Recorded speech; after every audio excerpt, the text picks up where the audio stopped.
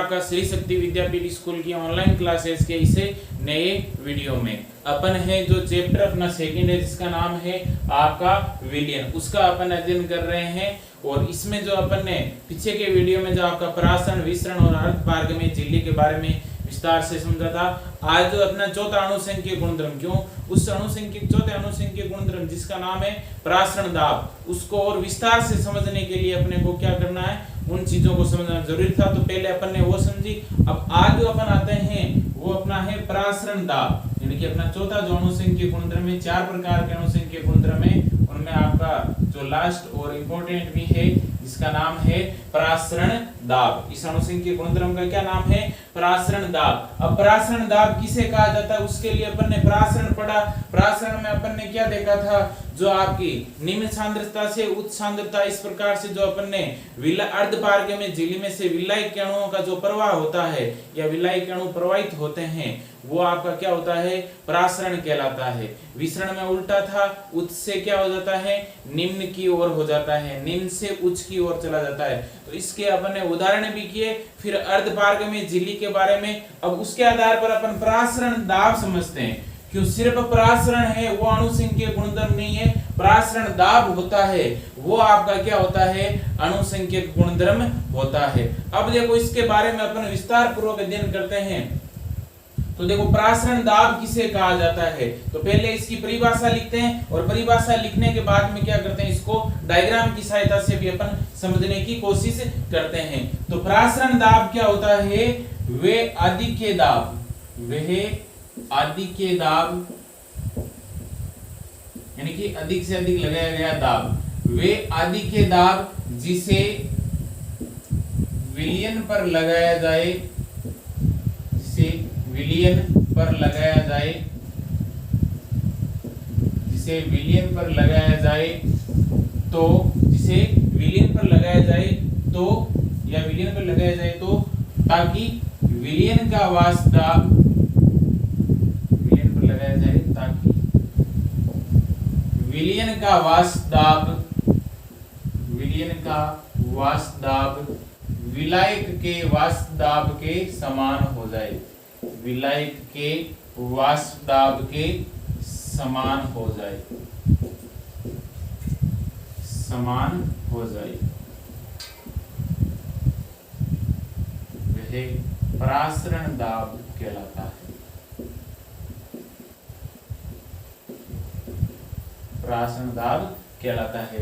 तो प्रासरण दाब की परिभाषा क्या होगी, वे अधिक दाब जिस पर किस पर लगाया जाए, जिसे विलयन पर लगाए, यानी कि एक ऐसा प्रेशर है जो अपन किस पर लगाएंगे, विलयन पर। यानी कि अपने पास में कोई सॉल्यूशन या विलयन दे रखा है, उस पर अपन बाहर से क्या लगाते हैं, दाब लगाते हैं, यानी कि प्रेशर लगाते हैं। प्रेशर लगाने से क्या होगा, विलयन का क्या होगा, जो वाष्प दाब होगा, क्योंकि अपन जानते हैं विलयन का वाष्प दाब होता है, अब कम अधिक होता है, वो अपन ने पीछे के वीडियो में देख रखा है किस प्रकार से जो विलयन का वाष्प दाब कम होता है, विलायक का वाष्प दाब अधिक होता है।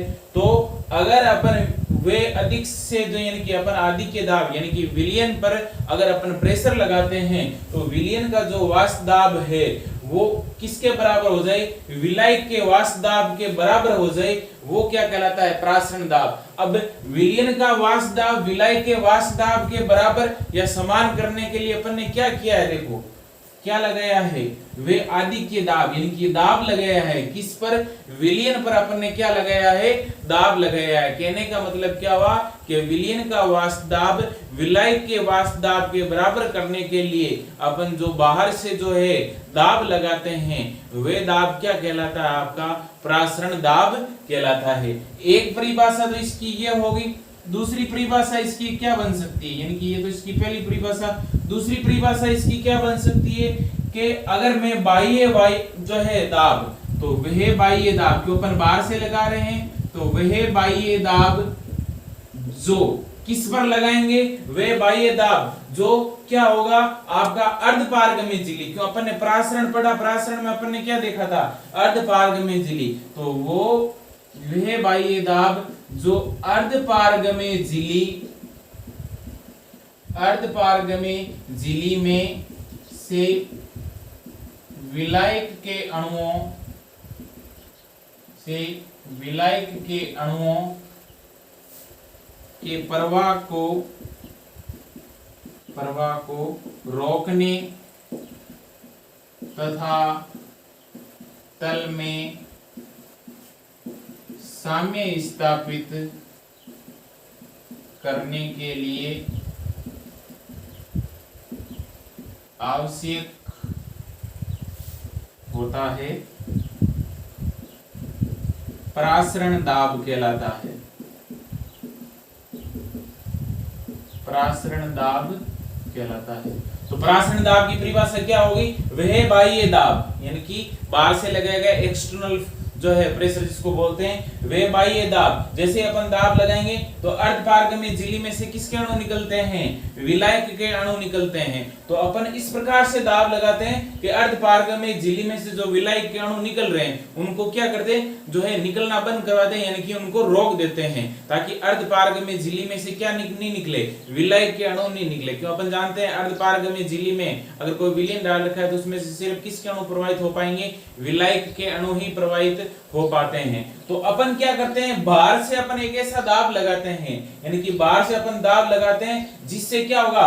अर्धपारगम्य झिल्ली में से जो विलायक के अणु जो प्रवाहित हो रहे हैं उनको वो दाब क्या कर दे? रोक दे तथा तल में साम्य स्थापित हो जाए यानी कि विलयन और विलायक का वाष्प दाब है वो आपका क्या हो जाए? जो है बराबर हो जाए। तो वो दाब भी क्या कहलाता है? प्रासरण दाब कहलाता है। तो दो परिभाषाएं होगी, दोनों ही आपकी जो है इंपॉर्टेंट है और दोनों में से जो आपको अच्छे से याद हो वो आप जो है एग्जाम में लिख करके आ सकते हो। तो देखो पहली परिभाषा क्या है? वे आदि के दाब जिसे किस पर लगाए? विलयन पर लगाया जाए उससे क्या हो? विलयन और विलायक का वाष्प दाब क्या हो? समान हो जाए तो वो प्रासरण दाब। अगली जो परिभाषा उसमें क्या होगा? वो बाह्य दाब जो अपन है लगाते हैं विलयन पर जो उसमें से क्या होगा? अर्धपारगम्य झिल्ली में से जो विलायक के अणु निकल रहे हैं या प्रवाहित हो रहे हैं उनको क्या कर देता है? वो बाह्य दाब क्या कर देता है? रोक देता है और तल में साम्य स्थापित यानी कि विलयन और विलायक का वाष्प दाब बराबर हो जाए उस दाब को क्या कहते हैं? प्रासरण दाब। यानी कि यहाँ पर भी बाह्य दाब लगाया जा रहा है और यहाँ पर भी बाह्य दाब लगाया जा रहा है। इसका मतलब प्रासरण दाब के लिए अपन क्या करना होगा? विलयन पर अपने को क्या लगाना होगा? बाहर से क्या लगाना होगा? दाब लगाना होगा। प्रासरण दाब, इस लाइन को याद रखना है। प्रासरण दाब में विलयन पर बाहर से अपने को क्या लगाना होगा? बाह्य दाब लगाना पड़ेगा। अब ये तो थी इसकी परिभाषाएं। अब देखो इसको अपन है डायग्राम की सहायता से और अच्छे से इसको समझते हैं। तो इसको मिटाता हूं, फिर आते हैं अपन इसके डायग्राम पर। एक अपन परिभाषा यहाँ पर जो है फिर इसके डायग्राम पर आते हैं। उस डायग्राम की सहायता से जो है अपन इससे और भी अच्छे से इस प्रासरण दाब को जो है समझ सकते हैं। डायग्राम देखो कुछ इस प्रकार से होगा कि अपन एक कांच का जो है पात्र लेते हैं।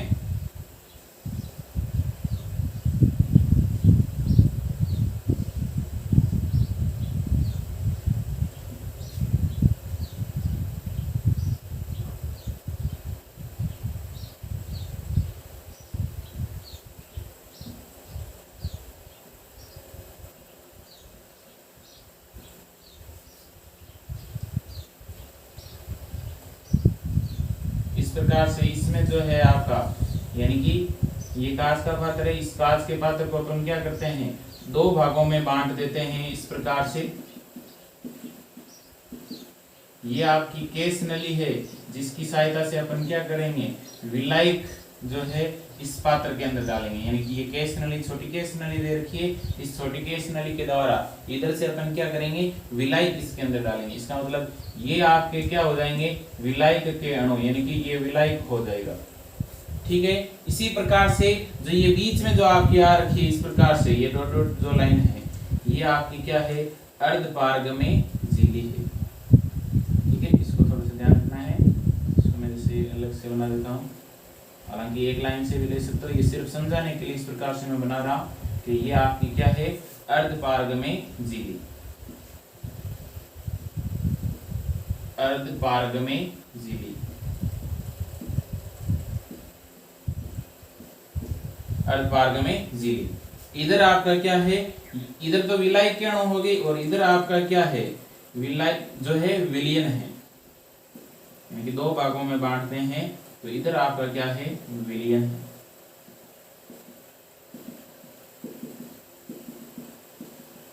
अब देखो ये जैसे विलायक अणु ऐसे लिए थे, विलीन में अपन जानते हैं विलेय और विलायक दोनों होता है, तो ये विलायक हो गया और इस प्रकार से ये जो बिंदु बिंदु इस प्रकार से डॉट डॉट जो है पॉइंट है ये हो गए आपके विलेय। तो विलेय और विलायक मिल करके ये जो पूरा इधर जो सॉल्यूशन बन जाएगा यानी कि पूरा विलयन हो जाएगा।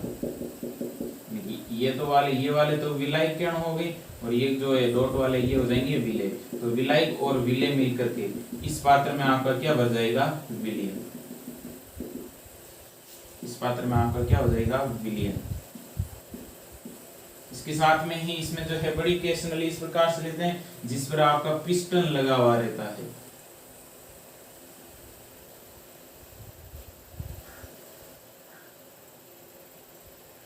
इस प्रकार से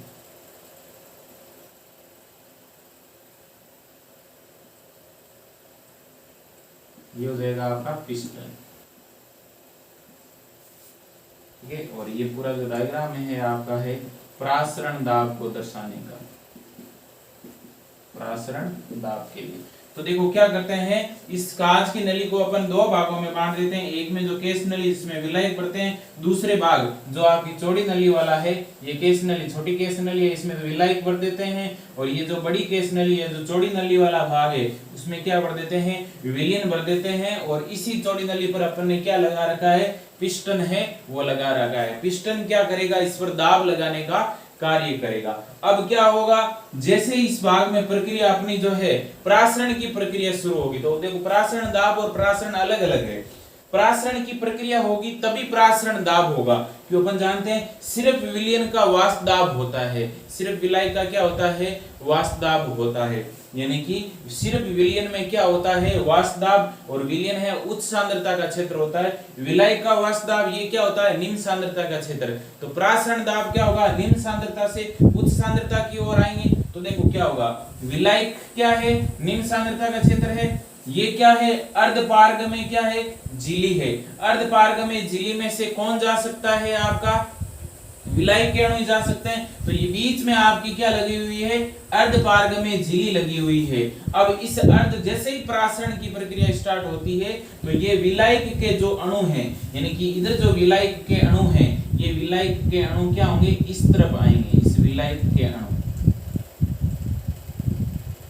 यानी कि विलायक के अणु प्रासरण की प्रक्रिया स्टार्ट होते ही विलायक के अणु इस तरफ आना स्टार्ट होते हैं। तो धीरे धीरे ये जो आपका लेवल है इधर से विलायक का लेवल है वो क्या होगा कम होगा, क्योंकि ये जैसे इसके अणु इस तरफ आ रहे हैं तो ये लेवल इसका इस तरह आपको क्या होता है कम होता जाएगा।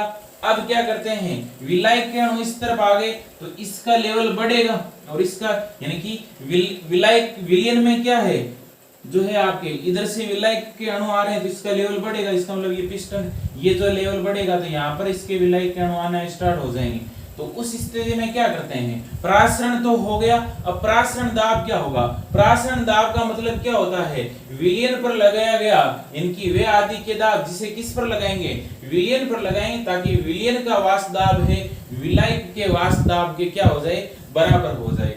अब देखो क्या हुआ जैसे जैसे आपका क्या होगा यहाँ से जो है विलायक के अणु अर्धपारग में झिल्ली में से इस तरफ आएंगे। क्यों अर्धपारग में झिल्ली ये आपके अर्धपारग में झिल्ली है। अर्धपारग में झिल्ली में से किसके अणु आ सकते हैं प्रवाहित हो सकते हैं केवल विलायक के अणुओं को गुजरने देती है। तो ये विलायक के अणु इधर आएंगे तो इसका इस तरफ का लेवल है वो आपका इस तरह है वो क्या होगा कम होगा। तो वाष्प दाब भी क्या हो जाएगा कम हो जाएगा। अब इस तरफ आएंगे तो विलायक के अणु अधिक हो गए। तो सपोज दैट अपन ऐसा करते हैं ऐसा समझते हैं कि इसका स्तर बढ़ेगा।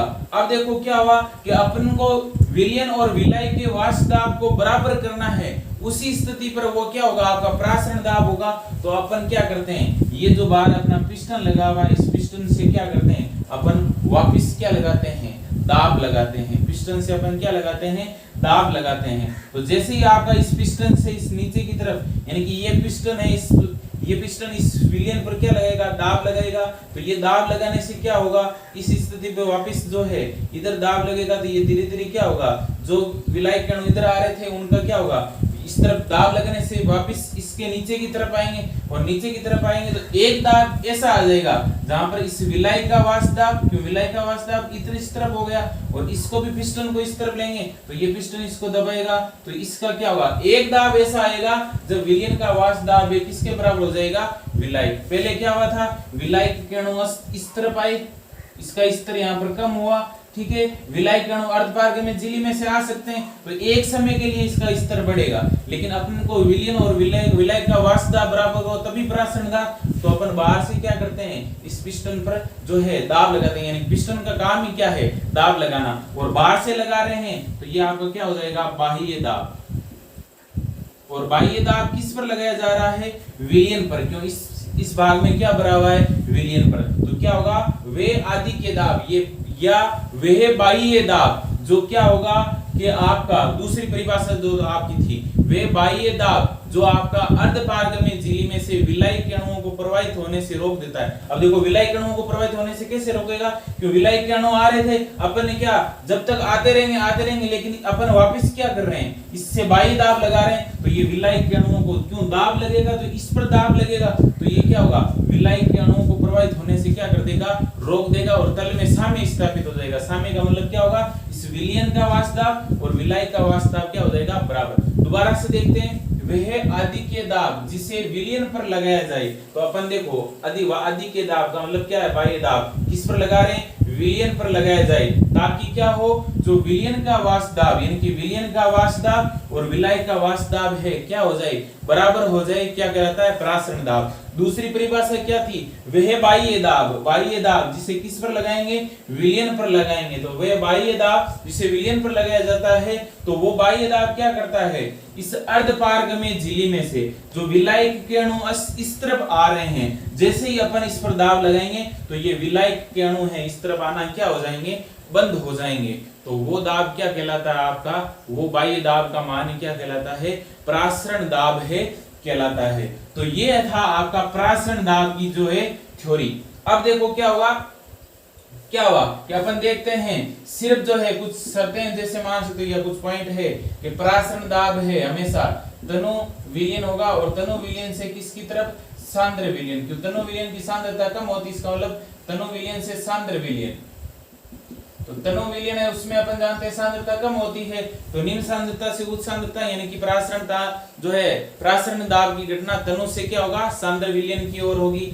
दूसरा है प्रासरण है, अब अपन जानते हैं सिर्फ विलयन होता है उसका क्या होता है, वाष्प दाब होता है, तो विलयन को अपन कम सांद्रता वाले किसी जो है विलाई के साथ में रखेंगे, यानी कि विलयन है उसको कम सांद्रता वाले के अगर किसी दूसरे विलाई के अणुओं के पास में रखेंगे तब जाकर के प्रासरण दाब होगा। सिर्फ विलयन है तो सिर्फ विलयन का आपको याद रखना है, सिर्फ विलयन का कोई दाब जो है प्रासरण दाब नहीं होता है, सिर्फ विलयन का सिर्फ क्या होता है, वाष्प दाब होता है, यानी कि अगर अकेला कोई विलयन है तो उसका कोई प्रासरण दाब नहीं होता है, उसका सिर्फ क्या होता है, वाष्प दाब। प्रासरण दाब कब होगा, जब इस विलयन को किसके पास में रखेंगे, निम्न सांद्रता वाले विलायक के पास में रखेंगे, तो उसके अणु है इस तरफ गति करेंगे अर्धपारगम्य झिल्ली के द्वारा, तब जाकर के आपकी प्रासरण दाब की जो है घटना उत्पन्न होगी। इसका मतलब प्रासरण दाब के लिए फिर वैसी कंडीशन क्या होगी, प्रासरण दाब के लिए किसकी जरूरत पड़ेगी, अर्धपारगम्य झिल्ली। क्यों पड़ी, क्योंकि सिर्फ विलयन का क्या होता है, वाष्प दाब, कोई प्रासरण दाब नहीं होता है,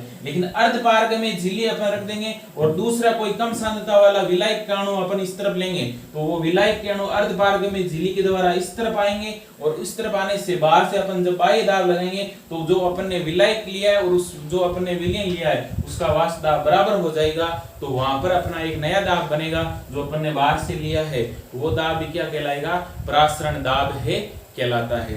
तो ये हो गया आपका प्रासरण दाब। अब हालांकि जो एक जो है आपकी परिभाषा और है प्रतिलोम प्रासरण,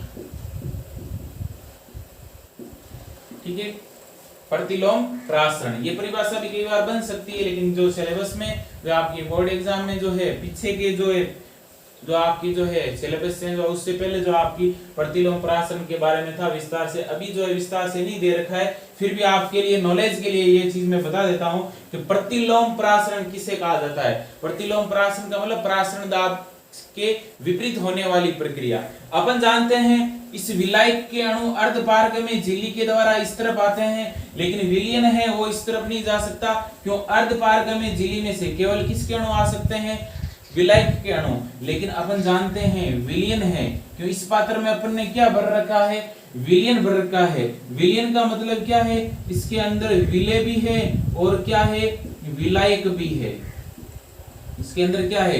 विलय भी है और क्या है आपका? विलायक भी है। अब देखो मैं बाहर से दाब लगा रहा हूं, अगर मान लो ये विलायक का वाष्प दाब और विलयन का वाष्प दाब बराबर है तो वो प्रासरण दाब है। सिर्फ क्या है? प्रासरण दाब। प्रतिलोम प्रासरण कब होगा? प्रतिलोम प्रासरण का क्या होगा कि मैं इस दाब के बराबर होने के बाद में और अधिक दाब लगाता हूं, यानी कि जैसे बराबर हो जाता है प्रासरण दाब हो जाएगा, लेकिन फिर भी मैं क्या करता हूं? और अधिक दाब लगाता हूं, और अधिक दाब लगाता हूं, तो क्या होगा? इस विलयन में जो विलायक है वो विलायक के अणु क्या करेंगे? इस अर्धपारगम्य झिल्ली से इसकी तरफ आना स्टार्ट हो जाएंगे।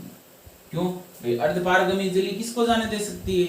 विलायक को जाने दे सकती है। विलयन में अपन जानते हैं विलायक, विलय और विलायक दोनों होते हैं, तो इस अर्धपारगम्य झिल्ली से ये विलय तो नहीं जा पाएगा, लेकिन ये जो विलायक है इस तरफ आना स्टार्ट हो जाएंगे। तो ये देखो प्रासरण के क्या होगी? विपरीत होने वाली प्रक्रिया होगी। प्रासरण के क्या होगी? विपरीत होने वाली प्रक्रिया होगी। यानी कि अगर अपन है विलयन पर अपन एक बाह्य दाब से अधिक दाब लगाते हैं तो विलयन में से विलायक के अणु हैं वो आपके क्या होते हैं? दूसरे जो विलायक कम सांद्रता वाले उसकी तरफ गति करने लगते हैं, तो प्रासरण के विपरीत प्रक्रिया होने लगती है। उसको क्या कहा जाता है? प्रतिलोम प्रासरण कहा जाता है। ये भी आपको नॉलेज के लिए याद रखना है। तो ये हो गया आपका प्रासरण दाब के बारे में विस्तार। तो इसीलिए जो आपको अर्धपारगम्य झिल्ली और अपन ने विलय और विलायक के बारे में जो है आपको बताया था कि किस प्रकार से आपको प्रासरण की, क्यों प्रासरण, सिर्फ प्रासरण क्या होता है? अर्धपारगम्य झिल्ली के द्वारा विलायक के अणुओं का इस तरह प्रवाह होना क्या कहलाता है? प्रासरण। लेकिन प्रासरण दाब के लिए अब ये चीज अगर आपको प्रासरण की प्रक्रिया जो है पता नहीं होती तो इस चीज को आप समझ नहीं पाते। इसका मतलब है प्रासरण दाब उत्पन्न होने के लिए किसकी आवश्यकता पड़ती है? अर्धपारगम्य झिल्ली, या प्रासरण की प्रक्रिया के लिए अर्धपारगम्य झिल्ली की आवश्यकता होती है, जिससे आपका विलयन में प्रासरण दाब उत्पन्न होगा। विसरण के लिए कोई अर्धपारगम्य झिल्ली की आवश्यकता नहीं होती है। तो इसी के साथ में यह आपका प्रासरण दाब है, इसका थ्योरी से संबंधित आपका पॉइंट है वो आपका कंप्लीट होता है। अब आते हैं इसकी अपन डेरिवेशन पर, जो अपने न्यूमेरिकल भी काम में जो है आपकी आएगी। इसको मिटा करके फिर अपन आते हैं नेक्स्ट टॉपिक। जो अपन आते हैं वो क्या था? जो है प्रासरण दाब के आपके नियम है। प्रासरण दाब के नियम, इनके अनुसंख्यक गुणधर्म अपन जो है विलय के अनुपात में संबंध निकालेंगे। उसके लिए अपन प्रासरण दाब के नियम है वो पढ़ेंगे। तो क्या हुआ था? जो है वॉन्ट होप नामक एक वैज्ञानिक था। उस वॉन्ट होप जो है वैज्ञानिक ने क्या किया? यानी कि वॉन्ट होप वैज्ञानिक ने जो ये जो प्रासरण दाब है, प्रासरण दाब को, प्रासरण दाब जो किसके लिए अपन पढ़ते हैं? विलयन के लिए पढ़ते हैं। तो इसको प्रासरण दाब को गैस के नियमों पर लागू किया, गैस के नियमों पर लागू किया, या गैस के नियमों के आधार पर, गैस के नियमों के आधार पर जो है इसने विलयन के लिए जो है प्रासरण दाब के नियम बनाए। तो वो किस प्रकार से बनाए? तो देखो सबसे पहला जो है आपका एक नंबर है वो है आपका जो है वॉन्ट होप के अनुसार है जो है बॉयल का नियम। तो अपन यहाँ पर लिखते हैं वॉन्ट होप के अनुसार, वॉन्ट होप के अनुसार जो है बॉयल का नियम। तो वॉन्ट होप बॉयल नियम। अब वॉन्ट होप बॉयल नियम क्या कहता है कि स्थिर ताप पर, यानी कि ताप को क्या कर दिया जाए? स्थिर कर दिया जाए। तो स्थिर ताप पर विलयन का प्रासरण दाब, विलयन का प्रासरण दाब, यानी कि दाब कैसा होना चाहिए? इस ताप है वो कैसा होना चाहिए? स्थिर होना चाहिए। तो स्थिर ताप पर विलयन का जो है प्रासरण दाब होता है वो उसकी सांद्रता C, सांद्रता को किससे लेंगे? C से। तो स्थिर ताप पर विलयन का जो प्रासरण दाब होगा वो उसकी सांद्रता क्या होगा? उसकी सांद्रता C के क्या होता है? समानुपाती होता है। सांद्रता C के क्या होता है? समानुपाती होता है। यानी कि स्थिर ताप पर विलयन का जो परासरण दाब है उसकी सांद्रता C के क्या होता है, समानुपाती होता है। अब देखो परासरण दाब को अपन जो प्रदर्शित करेंगे, जैसे अपन अगर मैं सिर्फ दाब की बात करता हूं तो किससे प्रदर्शित किया जाता है, दाब को अपन इंग्लिश में क्या बोलते हैं, प्रेशर, और उसके आधार पर अपन उसको क्या लिखते हैं, दाब के लिए P लिखा जाता है। परासरण दाब को इंग्लिश में कहा जाता है ऑस्मोटिक प्रेशर, ऑस्मोटिक प्रेशर कहा जाता है या ऑस्मोसिस प्रेशर कहा जाता है। तो परासरण दाब के लिए भी जैसे दाब के लिए प्रेशर लिखा जाता है और उसका पहला लेटर अपन ने पी लिया, परासरण दाब के लिए अपन है एक जो है यहाँ अक्षर लेते हैं, उस अक्षर को आपको याद रखना है। तो स्थिर ताप पर विलयन का परासरण दाब उसकी सांद्रता C, सांद्रता को C से प्रदर्शित करते हैं और परासरण दाब को प्रदर्शित करते हैं पाई से। तो ये आपको याद रखना है कि परासरण दाब को किससे प्रदर्शित किया जाता है, पाई से। तो पाई समानुपाती क्या हो जाएगा, C, और C जो सांद्रता वो होती है वो आयतन में इस प्रकार से उसका नियम होता है, ये तनुता के नियम के अनुसार 11th क्लास में आता है, सांद्रता C बराबर होता है N/V। जो अपन ने जो गैस के नियम पढ़े वहां पर ये चीजें अपन ने पढ़ रखी है, जो है आदर्श गैस समीकरण वहां पर आता है, सांद्रता C बराबर क्या होता है, N/V। अगर अपन ने ये C बराबर N/V जो है, अगर मैं इस बराबर के चिन्ह को हटाता हूं तो वापिस क्या होगा, आपका समानुपाती का चिन्ह आएगा और n क्या हो जाएगी, मोलों की संख्या, या इसको नियतांक अपन के रूप में मान लेते हैं। तो C समान, यानी कि यहां से मैं क्या लिख सकता हूं, ये जो है सांद्रता C है व्युत्क्रमानुपाती होगी किसके, V के। इससे ये चीज याद रखना है। तो ये चीज आपको जानने की नहीं कि ये C समानुपाती 1/V क्यों लिखा, कि सांद्रता बराबर क्या होता है आपका N/V होता है। यह सांद्रता तनुता के व्युत्क्रमानुपाती होती, तनुता का मतलब आयतन के लिए, V को कहा जाता है तनुता या आयतन कहा जाता है। तो C बराबर N/V होता है, इसका मतलब C व्युत्क्रमानुपाती होगा V के, या C समानुपाती 1/V। तो C के इस समीकरण के अनुसार, इस संबंध के अनुसार मैं C समानुपाती क्या लिख सकता हूँ,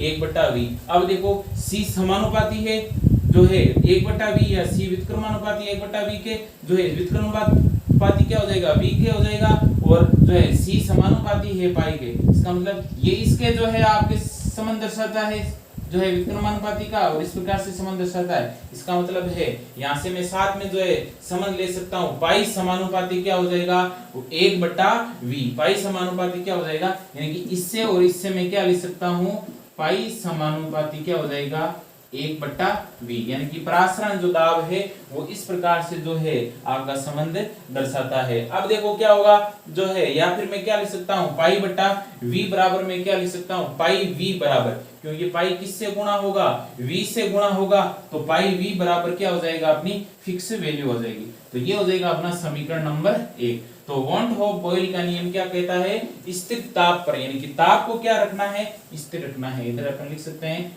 T है वो आपका क्या होगा, स्थिर होगा। T को क्या करना है, स्थिर। तो स्थिर ताप पर विलयन का परासरण दाब, परासरण दाब को किससे प्रदर्शित करते हैं, पाई से, उसकी सांद्रता C, सांद्रता को किससे प्रदर्शित किया, C से, उसके समानुपाती होता है, लेकिन C बराबर अपन जानते हैं N/V। तो C से वापिस है आयतन में संबंध निकाल सकता हूँ, C समानुपाती 1/V। तो ये दोनों जो है इस प्रकार से C का इसके साथ में ये संबंध है, और पाई के साथ में इस प्रकार से समानुपाती का संबंध है। तो पाई और इस V के साथ में ये संबंध हो जाएगा, पाई समानुपाती 1/V। ये क्या था, वॉन हॉफ का बॉयल नियम है आपका। इसी प्रकार से वॉन हॉफ ने क्या दिया था, दूसरा नियम दिया था। वो दूसरा नियम है किस प्रकार से, तो इस पहले नियम के अनुसार है, जो समीकरण है मैं इस तरफ लिख देता हूं, वॉन हॉफ के अनुसार। इस परिभाषा को मैं मिटा रहा हूं, ये वॉन हॉफ का जो है आपका बॉयल नियम हो गया। अब वॉन हॉफ ने क्या किया, दाब ताप नियम दिया था। वॉन हॉफ ने, जो कि गैस समीकरणों में होता है दाब ताप नियम, वॉन हॉफ दाब ताप नियम। अब वॉन हॉफ के दाब ताप नियम के अनुसार अपन क्या परिभाषा लिख सकते हैं कि अब यहां पर अपन ने किसको स्थिर किया, T को स्थिर किया। वॉन हॉफ दाब ताप में अपन किसको स्थिर कर लेंगे, V को, यानी कि आयतन को स्थिर कर लेंगे। तो देखो क्या होगा, इस नियम के अनुसार, इस नियम के अनुसार, इस नियम के अनुसार स्थिर आयतन पर, स्थिर आयतन पर तनु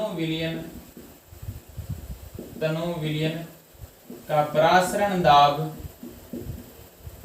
दाब उसके परम ताप के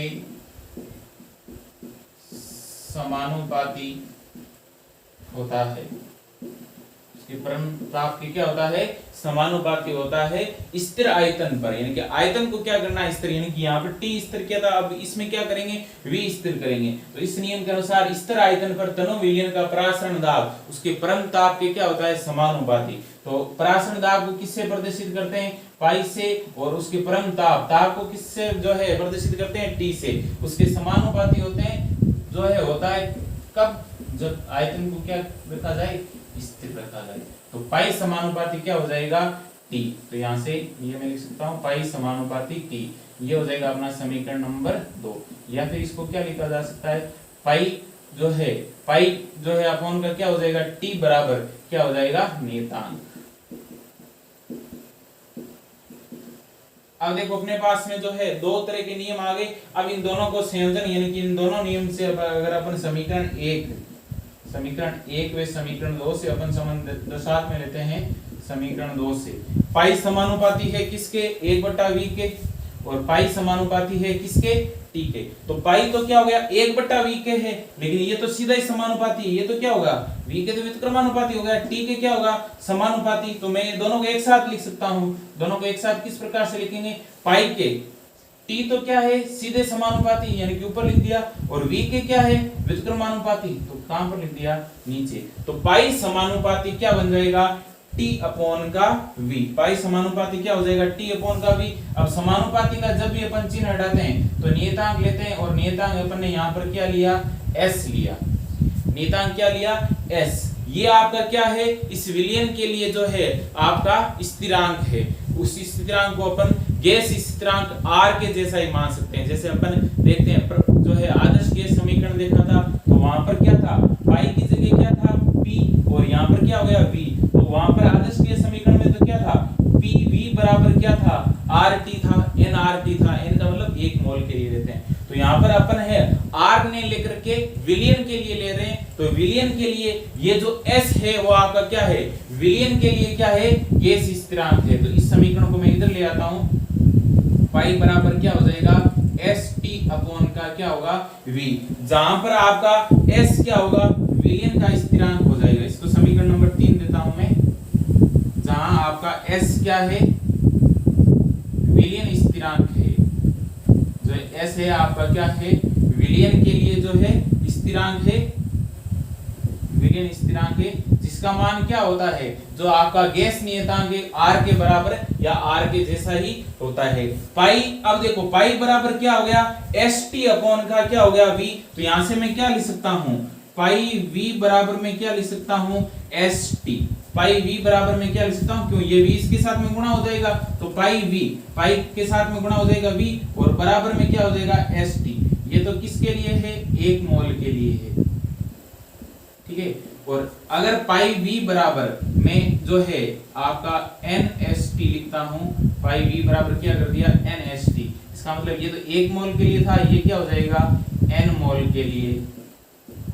अब अगर n का मान 1 है तो st हो जाएगा, और n का मान n ही है तो पाई v बराबर क्या हो जाएगा, nst हो जाएगा। अब अगर मान लो मैं इस s के स्थान पर जो है, क्यों अपन ने वॉन होफ के नियम है, गैस के नियमों के आधार पर दिया था, तो s के स्थान पर मैं क्या लिखता हूं, r लिखता हूं। s के स्थान पर r लिखते हैं, तो s के स्थान पर r लिखने पर जो है आपका क्या समीकरण बनेगा, पाई v बराबर, s के स्थान पर r लिखा, पाई v बराबर n हो गया, s के स्थान पर क्या लिखा, r लिखा, तो क्या हो जाएगा, nrt। तो पाई v बराबर क्या बना अपना एक समीकरण, nrt।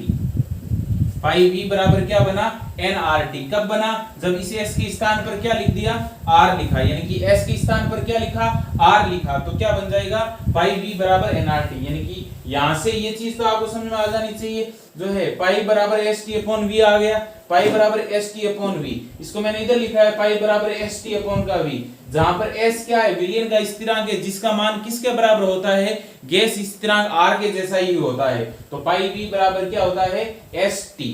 ये 1 मोल के लिए अगर n मोल हो तो क्या हो जाएगा, nst। अब ये अपन जानते हैं इसका मान s के r के जैसे ही होता है, ये s का मान है, तो इसे s के स्थान पर मैं क्या लिख देता हूं, r लिख देता हूं। तो क्या हो जाएगा, पाई v एन, एस के स्थान पर क्या लिखा आर, और टी आपका एज इट इज आएगा। तो पाई वी बराबर क्या हो जाएगा एन आर टी। यहां से देखो थोड़ा सा और भी संशोधन मैं कर सकता हूं इसमें, कि अपन जानते हैं पाई वी बराबर, ये वी जो इधर आपका क्या है गुणा में, इसको मैं इधर लेके आऊंगा, तो देखो पाई बराबर क्या होगा आपका, पाई बराबर क्या हो जाएगा एन बट्टा वी, क्यों वी इधर क्या है गुणा में, इस इधर आकर के बराबर वी इधर आकर किस में आ जाएगा भाग में, तो पाई बराबर एन बट्टा वी और क्या हो जाएगा आर टी। और अपन जानते हैं यहाँ पर अपन ने पढ़ा है एन बट्टा वी है वो किसके बराबर होता है सांद्रता सी के, तो पाई बराबर एन बट्टा वी की जगह मैं क्या ले सकता हूँ सी आर टी, और यही अपनी क्या है वॉन होप समीकरण इसको कहा जाता है, जो न्यूमेरिकल में आपके बहुत काम आएगी। यानी कि ये जो समीकरण है इसको मैं देता हूँ 5, तो ये याद रखना है कि समीकरण 5 को वॉन होप समीकरण कहा जाता है, वॉन होप समीकरण कहा जाता है। ये था आपका जो है प्रासरण दाब के नियम, जिसमें अपन ने वॉन्ट ऑफ समीकरण तक आपका यहाँ पर किया। तो देखो पहले वॉन्ट ऑफ बॉयल का नियम था, जिससे पाई समानुपाती हुआ सांद्रता सी के, यानी कि प्रासरण दाब उसकी सांद्रता सी के समानुपाती, और अपन जानते हैं सांद्रता बराबर होता है एन बट्टा वी, तो सी बराबर सी समानुपाती क्या लिख सकता हूँ 1 बट्टा वी, या सी व्युत्क्रमानुपाती होगा वी के, और तो इन दोनों में अपन देखते हैं सी इसके भी बराबर है, सी इसके भी बराबर है, तो ये दोनों आपस में क्या हो जाएंगे बराबर, यानी कि पाई समानुपाती 1 बट्टा वी, या पाई व्युत्क्रमानुपाती होगा वी के। वांट ऑफ दाब ताप नियम क्या कहता है, अपन क्या रखेंगे दाब और ताप दोनों आ गए, आयतन को स्थिर कर दो, आयतन को स्थिर रखते हैं तो दाब प्रासरण दाब को पाई से प्रदर्शित करते हैं, ताप को किससे प्रदर्शित करते हैं टी से। नाम से स्पष्ट है दाब का मतलब प्रासरण दाब और ताप का मतलब ताप हो गया टी, तो पाई समानुपाती हो जाएगा टी, या पाई बटा टी बराबर क्या लेते हैं नियतांक भी कर सकते हैं। समीकरण 1 का मान ये आया, समीकरण 2 ये आया, तो समीकरण 1 में पाई समानुपाती 1 बट्टा वी, इसमें पाई सीधे समानुपाती होगा टी के, तो पाई सीधे समानुपाती तो टी के हो गया, और व्युत्क्रमानुपाती क्या हो जाएगा वी, यानी कि दोनों को एक साथ लिख दिया। अब समानुपाती का चिन्ह हटाते हैं, नियतांक लेते हैं, नियतांक क्या लिया एस, जो कि क्या होता है आपका विलयन के लिए स्थिरांक होता है, जिसका मान किसके बराबर होता है आर के जैसा ही होता है। तो ये पाई वी के साथ में गुणा होगा, तो पाई जो है आपका वी के साथ में गुणा होगा तो क्या होगा पाई वी बराबर क्या हो जाएगा एस टी। ये तो 1 मोल के लिए, अगर ऐसे ही n मोल लूं तो क्या हो जाएगा NST। s का मान अपन जानते हैं r के जैसा होता है, तो s के स्थान पर क्या लिखेंगे r लिखेंगे, तो पाई वी बराबर क्या हो जाएगा NRT। ठीक है, देखो सिर्फ और आदर्श गैस समीकरण में इसमें क्या अंतर है। आदर्श गैस समीकरण में अपन देखते हैं गैस के लिए अपन दाब P लेते हैं, जबकि विलयन के लिए अपन क्या लेते हैं, विलयन का प्रासरण दाब हुआ, तो प्रासरण दाब के लिए अपन ने क्या लिखा जो है P की जगह क्या आदर्श गैस समीकरण P भी बराबर NRT, जबकि प्रासरण दाब के लिए जो समीकरण बनेगी जिसको वांट ऑफ समीकरण कहते हैं, तो वो पाई V बराबर NRT। अब देखो ये V इधर आएगा तो आपका क्या होगा n बटा V बनेगा, और n बटा V अपन जानते हैं क्या होता है वापिस C होता है, तो पाई बराबर क्या हो जाएगा CRT। तो ये अपना जो है प्रासरण दाब का जो है यहाँ पर अपने को समीकरण वॉन्ट होप के अनुसार है समीकरण जो है आपका यहाँ पर प्राप्त होता है, जिसकी सहायता से अपन है न्यूमेरिकल भी आपके करेंगे और विलय के अनुभार में भी संबंध निकालेंगे। तो आज के वीडियो लेक्चर में इतना ही रहेगा। इतनी आज जो अपन ने जो है प्रासरण दाब और ये जो नियम पढ़े हैं इनको रिवाइज करके जो है रखना है। फिर कल जो है अपन है इन चारों से संबंधित एक एक न्यूमेरिकल करेंगे और प्रासरण दाब के बारे में और कुछ टॉपिक और आपके रहेंगे उसके बारे में भी अपन चर्चा करेंगे। उसके बाद में आपका पाठ का लास्ट टॉपिक बचेगा वांट होप गुणांक, उसके साथ में आपका जो है सेकंड चैप्टर भी आपका कंप्लीट हो जाएगा। तो आने वाले 2 या 3 वीडियो में अपन है इस पार्ट को कंप्लीट कर देंगे। तो आज के लिए इतना रहेगा, बाकी की चर्चा अपन नेक्स्ट वीडियो में करेंगे। धन्यवाद।